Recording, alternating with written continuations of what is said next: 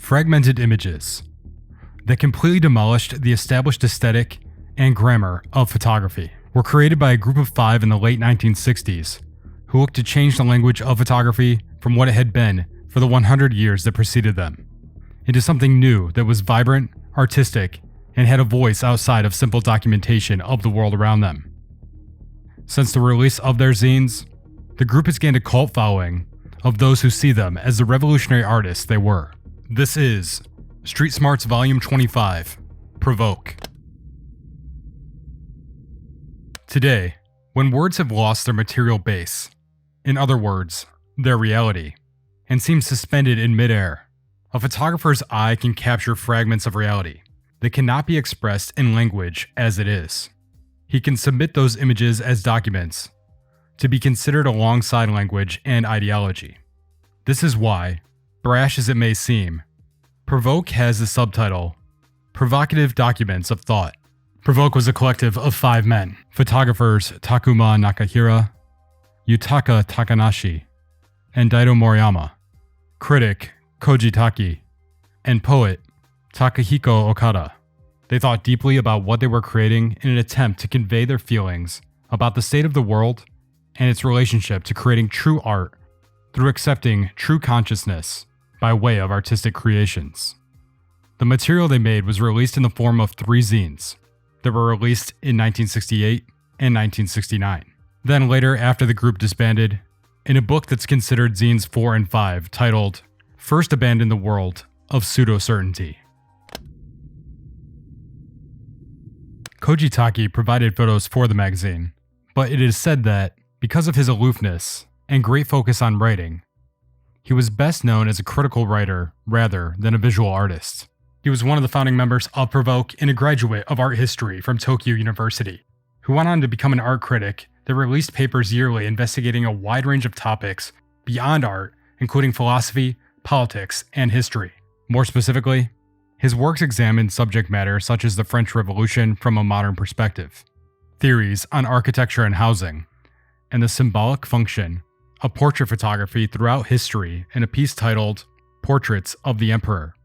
Understanding that he was involved with so much deep thought and the exploration of such a wide range of material lays the groundwork for understanding why he would have been interested in creating and funding Provoke, since he was the main person behind financing much of the group's efforts. Prior to the creation of Provoke, he was involved in an exhibition that was the first historical exploration of Japanese photography history and examined what had been produced over the previous 100 years. This exploration into the country's photography past had to have been one of the catalysts for creating Provoke, since he developed a critique of the photographic medium, seen as inadequate and disappointing in its inability to capture the world as a totality. Because so many of the images that he sorted through for the exhibition were devoid of narrative and existed outside of historical context. These issues and others were what he and the members of Provoke would attempt to change through the photos and writings of their magazine. In Provoke 1, Koji Taki wrote a manifesto that was titled The Corruption of Knowledge that was meant to outline what the Provoke Collective stood for.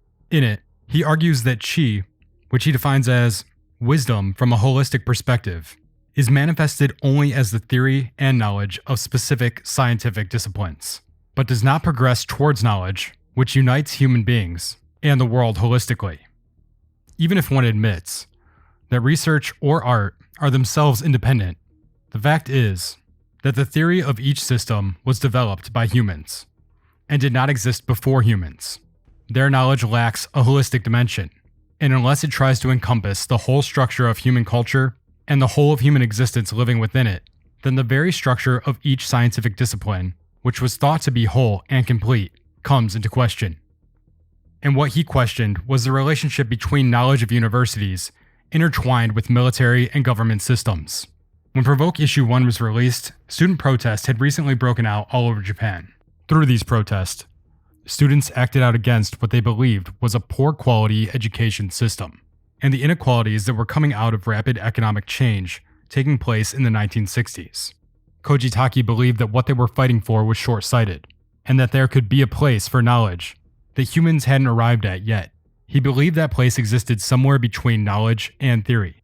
Taki stated, "I believe that human phenomena are varied, rich, and replete with contradictions. So I look for a single absolute essence, which intuition alone can discern, without factoring the fact of real humans living in the real world. There can be no revolution." But in stating these fundamental concepts that Provoke was built around, he also wanted to make it clear that the name Provoke was not meant to incite any kind of political provocation, but rather that Provoke was meant to examine and inspire a desire for holistic knowledge. Taki believed technology was causing people to evolve in a way that moved them further and further away from this holistic knowledge, and that people were no longer seeking knowledge in a way that pushed them to look at the world in a way that was varied, rich, and replete with contradictions. Taki wanted to see those in the world living with the authenticity of his or her own feelings, and not controlled by the knowledge prevalent in the ideology of the world. After expounding further on his feelings about Chi and what was required to achieve it, he closed this manifesto about the future of creativity by saying, "We are painfully aware of the difficulty of the fight. All those things push us towards holistic knowledge, or Chi. In all fields of endeavor, we must provoke a challenge in the direction of this goal." After being mentored by Japanese photography legend Shomei Tamatsu, Takuma Nakahira worked on the 1968 exhibition, A Century of Japanese Photography, alongside Koji Taki. Like Koji, he had also graduated from Tokyo University, and used the exhibition as a launching point for considering how to interact with photography in new ways. Since they had gained so much knowledge on what had come before them in photography, they wanted to change the established language of the medium and take it in a more experimental direction. The work he did researching photos that would be included in the exhibition also pushed him to choose to continue more seriously down the creative path focused on photography over his love of poetry, which he had considered making his primary creative focus. This helps explain why there was such a heavy emphasis on writing in the Provoke zines, which was uncommon for this type of material at the time. Beyond photography, his biggest contribution to Provoke is that he was the glue that held the group together. Nakahira is the one who invited Takanashi and Moriyama to the group. When asked about Nakahira, Daido has stated, "Nakahira was then, and still is, my only friend and my only rival." The two photographers worked to develop the are-bure-boke style that is now synonymous with Provoke. Are-bure-boke meaning grainy, blurry, and out of focus, which was meant to be an insult from critics of the photographer's work, but they took it and ran with it, believing that it was a truer form of how we perceive the world, given that our memories and day-to-day experiences are never as crystal clear as anything produced by straight photography. After the group disbanded, Nakahira felt that are-bure-boke began to become accepted and was less innovative than it once was, so he moved on to other types of photography that he would explore throughout the rest of his life. In issue 2 of Provoke, Okada continues to expand and pontificate on thoughts from Provoke Issue 1 by analyzing how the modern world has transformed our minds to engage with consumerism in a way that was once only triggered by our natural instincts to follow our most basic human desires for physical fulfillment. According to Okada, this causes us to find misplaced value in meaningless leisure and consumerism. For instance, take the discotheques that accentuate the city nights. There, everything seen, felt, and heard stimulates human physiology in a brutal way. Collections of segmented sound and light mount an invasion, a microcosm of a modern city environment, with its endless excitation on people. Young people who are trying to forget their repressed situations with self-hypnosis are hypnotized further and easily duped into getting excited. He believes that this hypnosis reveals itself further in the human ability to give power to the things we own, as if those things are gods, and that, ultimately, this is the manifestation of a phenomenon of the reversal of consciousness, in which people are controlled by the results of their own actions, and are deceived and deluded by them. In spite of this, sensing a crisis at the stripping away of the sense of reality, an obsession is formed, and a desire to search for a safety valve presses the victim forward to an object which can be fully felt. Okada goes on to argue that our desire for physical intercourse in itself is effectively something that we want to own and control, so it buries us in the same type of hypnosis as everything else that holds sway over our wants and desires.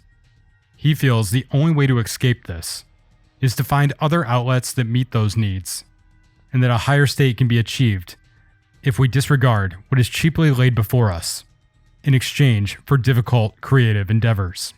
He concedes that the idea of completely committing to this is unrealistic for anyone, because these wants and needs are impossible for anyone to put off completely.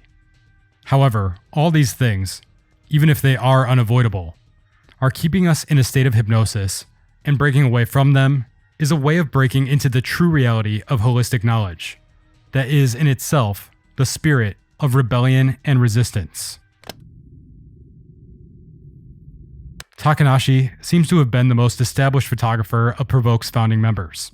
Prior to his involvement with the group, he successfully worked as both a commercial and artistic photographer, and won several awards as an up-and-coming photographer throughout the early 1960s. The work he produced always had a heavy emphasis on documenting cities, both from near and far, by focusing on cityscapes and up-close images of individuals, which might seem like somewhat common practice now, but was apparently unique at the time. What stands out about Takanashi's involvement with Provoke is that he largely avoided the are-bure-boke style that is romanticized as part of the group's contribution to photographic history. He was invited to join the other members in founding the magazine after Nakahira saw his images in a 36-page feature included in a Japanese photo magazine that were taken from a project titled Tokyo Jin, or Tokyo People. His draw to join Provoke came from the fact that he found Provoke's rebellious attitude interesting, and perceived older photography as very redundant. There was hardly any creativity to it. Interviews with Takanashi also revealed that Provoke wasn't an incredibly close-knit group, and his involvement was really only through his connection with Nakahira. I was drawn to Nakahira not as a photographer, but as a person. He questioned and challenged things constantly. I didn't know much about the other members, but because Nakahira was there, I decided to join. I didn't know much about Moriyama. I just heard that someone was stirring up trouble. I thought his photography was pretentious. We weren't close. The alignment of the group came down purely to the fact that they all wanted to see change in photography and creative mindsets. They all wanted to experiment, and they all wanted to see what they could do differently with the medium. In the writing of the third and final issue of Provoke, it's clear that the group was coming apart at the seams, as there's not a lot written besides an explanation of why the zine came out late and what was going on with the group. Koji Taki writes, "Collectives are a loose form of organization. While I was in a conversation somewhere, I was asked what precisely are the bonds that link this group.